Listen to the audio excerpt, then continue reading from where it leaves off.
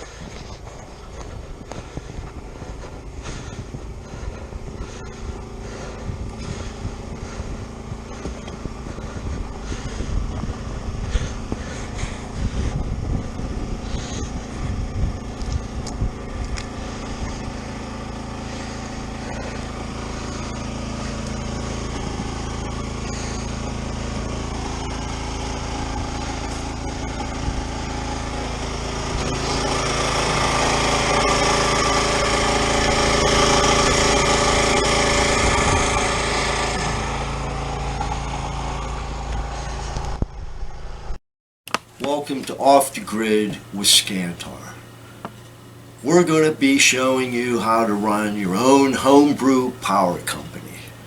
You're going to have to learn just a little bit, so we don't have to stretch our attention span as much as we can.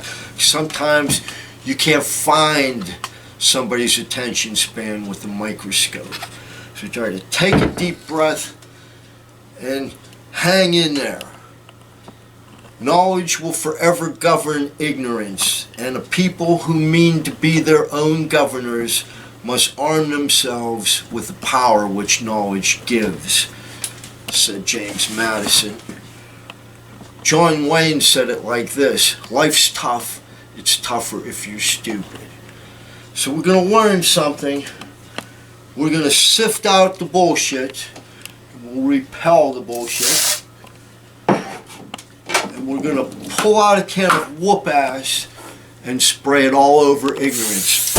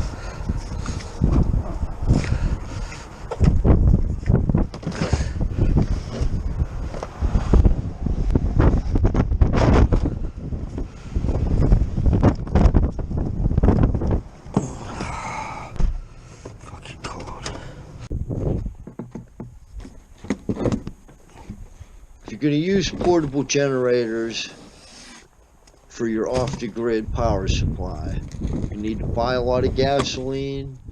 You're going to need to pour a lot of gasoline in the generator. The best way to store gasoline is to keep your gas tanks filled. The larger generator is a backup to the smaller one. This one has a 6-gallon gas tank. So that's a good way to store several gallons of gas.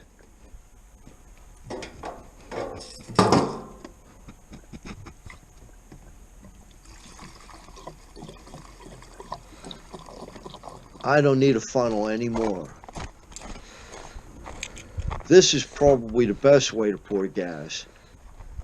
The push button snout never spills a drop. I prefer 2 small gas cans rather than 1 big one. They're easier to handle.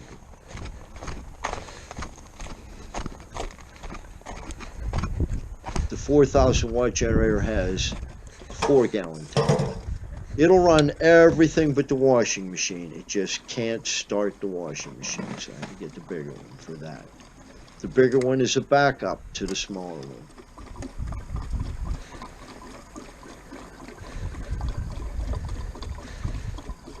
If I take turns, I can run everything one thing at a time with that.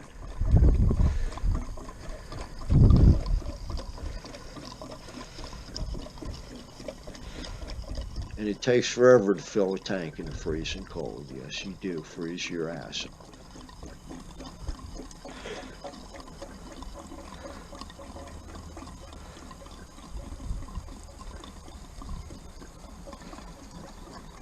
I get away with this because I use my gas every day and it doesn't sit. If it sat for a long period of time, you'd have to shut your gas valve off and run it out of the carburetor, or it will gum your carburetor up.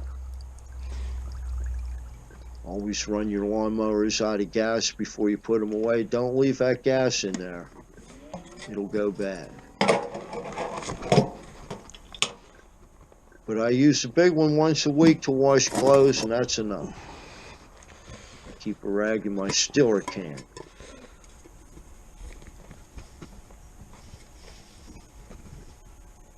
You got to check your oil regularly, which we're not going to show right now. I like to wipe the gas on. And that's powerhouse number 1 and powerhouse number 2. I copied that right off the big power companies. Unit 1 and Unit 2. Totally independent.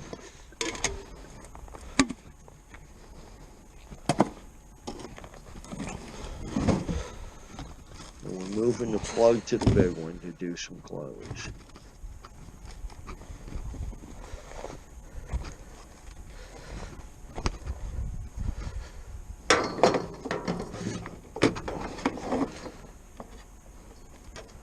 I'm working the switch a couple times to keep the contacts clean. I'm going to give it a yank.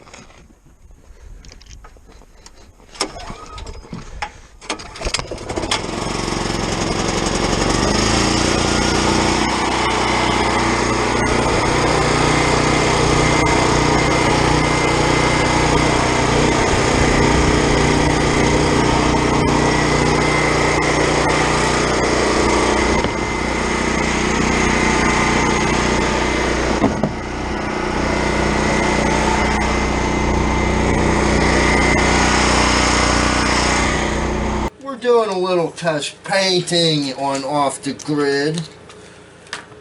We'll try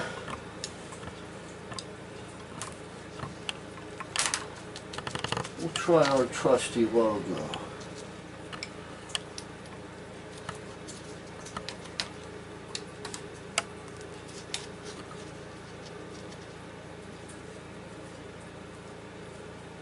Okay, here we go.